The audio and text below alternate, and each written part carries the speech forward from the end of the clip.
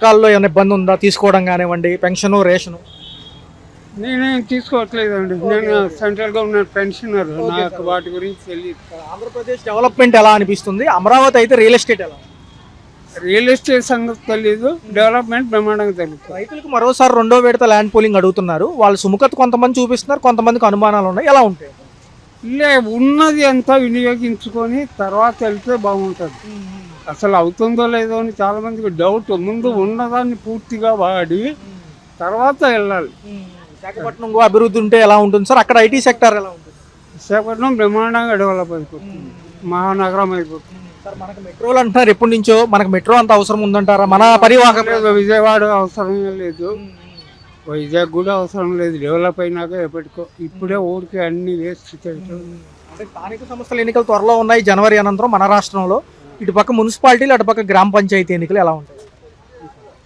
అన్ని కూటమి ప్రభుత్వం వచ్చేస్తుంది. ఇదే విధానంలో పవన్ కళ్యాణ్ గారు మొన్న జలధార అని చెప్పి ఒక ప్రోగ్రామ్ చేశారు సార్. మోడీ ఎవరైతే ఉన్నారో ఆయనతో మేము భాగస్వామ్యం కలవడానికి స్టేట్ డెవలప్మెంట్ కోసమేనా ఆయన చెప్పడం జరిగింది. ఎలా ఉంది? ఇంకా వాటి గురించి పెద్ద ఐడియా లేదండి. ఆయన ఒక మాట అన్నారు సార్, యోగి ఆదిత్యనాథ్ గారు గుర్తున్నారా? మన ఉత్తరప్రదేశ్ బెస్ట్, యోగి ఆదిత్యనాథ్ బెస్ట్, హైదరాబాద్లో హైదరాబాద్ బెస్ట్. అలా చేస్తేనే. ఇప్పుడు ఆయన ఏమంటున్నారంటే, యోగి ఆదిత్యనాథ్ గారు ఏదైతే గోండాలకి రౌడీలకి ట్రీట్మెంట్ ఇచ్చారు, బుల్డోజర్ ట్రీట్మెంట్, అలాగే ఇస్తే బాగుంటుంది అంటున్నారు కదా.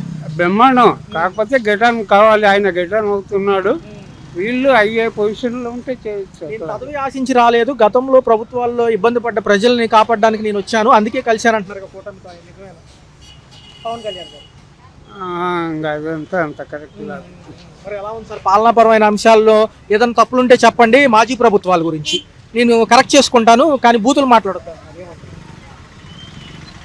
ఎవరు? పవన్ కళ్యాణ్ గారు.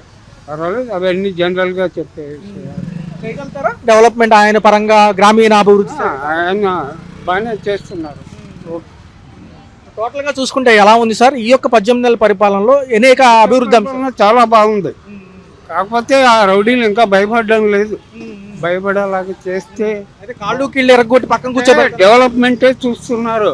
కానీ పరిపాలన ముఖ్య రాజధాని వాడు పరిపాలన చేయాలి.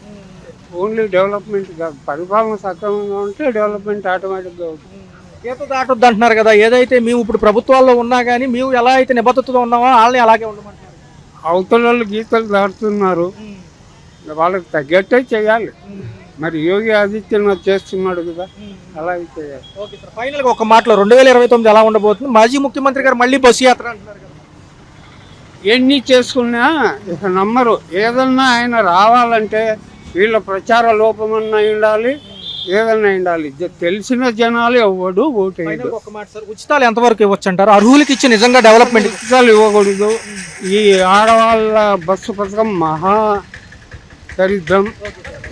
టికెట్ కూర్చున్న వాళ్ళు వేయాల్సి వస్తుంది. అది ఎందుకు పెట్టారు ఏమో, ఆడవాళ్ళ ఓట్ల కోసం. అది ఒకసారి ఎక్కాక దిగలేరు. వాళ్ళ డెవలప్మెంట్ బాగానే ఉందనుకోండి. రైతుల పరంగా ఎలా ఉంది? రైతులుగా మేము రైతులు చేయట్లేదు, చాలా లేదు, మానే వ్యవసాయం ఇక్కడే ఉన్నాంలే. నాకు తెలిసి పర్లేదంటారా? పర్లేదు. చూసుకుంటే ఇప్పుడు ఎలా ఉంది కంపారిజన్ చేసుకుంటే? ఇప్పుడు బాగానే ఉంది. మీకు నచ్చిన అంశాలు ఏమైనా? ఏం చెప్పలేములే, అవన్నీ మనం మాట్లాడలేములే. కానీ ఉప ముఖ్యమంత్రి గారన్నా చేయగలుగుతున్నారా పవన్ కళ్యాణ్ గారు? పవన్ కళ్యాణ్ ఎవరైనా అంత ఉమ్మడిగానే బాగా కలిసి బాగానే చేస్తున్నారు. మాజీ మంత్రులు కొంచెం నోరు అదుపులో పెట్టుకుని మాట్లాడితే బాగుంటుంది. పాలనాపరమైన అంశాలు చర్చిద్దాం అంటున్నారు ఎప్పటికప్పుడు. అవన్నీ వేస్ట్ మాటలు.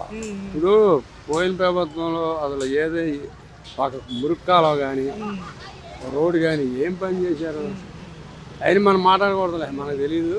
మరి 10 ఏళ్ళు సమయం ఇస్తారా వీళ్ళకి కొంచెం డెవలప్మెంట్ అడుగు చెప్తారు. జనాల్లో ఉంది అది. మంచి కావాలనుకుంటే మంచి, చెడు కావాలని చెడు. ఏం చెప్తాం మనం? అలా ఉంటుంది సార్. మరి అభివృద్ధి చూస్తున్నారు కదా, అమరావతి ఏమన్నా బాగుందంటారా పర్లేదా? మనమైతే వెళ్ళలేదు అయ్యా, బాగుంది అంటున్నారు. అంటే వింటూ ఉంటారు పేపర్లో, టీవీలో. బాగుంది అంటున్నారు. విశాఖపట్నం తర్వాత అంత పెద్ద నగరంగా మంద కూడా రూపుదిద్దుతుంది అంటారు. అవుతానేగా నమ్మకాలు. పర్లేదా? మరి మహిళలకు ఉచిత బస్సు అంటున్నారు, మగవారి పరిస్థితి ఏంటి మరి? ఆల్రెడీ అది వేస్తేలే, బస్సు వేస్తే. మరి ఎలా ఉంటుంది సార్ చూస్తే? పవన్ కళ్యాణ్ గారు నేను పదవి ఎక్స్పెక్ట్ చేయాలో ఇస్తున్నారు కానీ బస్సులు వేస్తే. ఎవరు ఆపుతున్నారా లేకపోతే జనం సరిగ్గా ఎక్కుతున్నారా? ఏదైనా నష్టమే అది.